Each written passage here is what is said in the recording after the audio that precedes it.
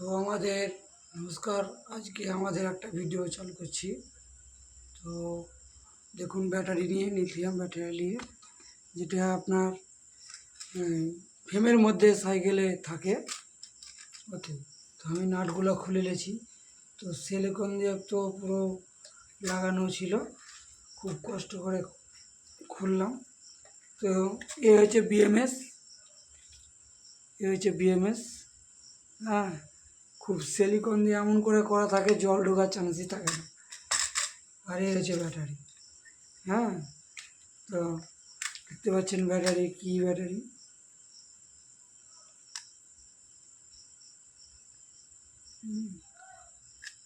তো এই ভিডিওটা দেওয়ার ছিল, কি দেখতে পাচ্ছেন।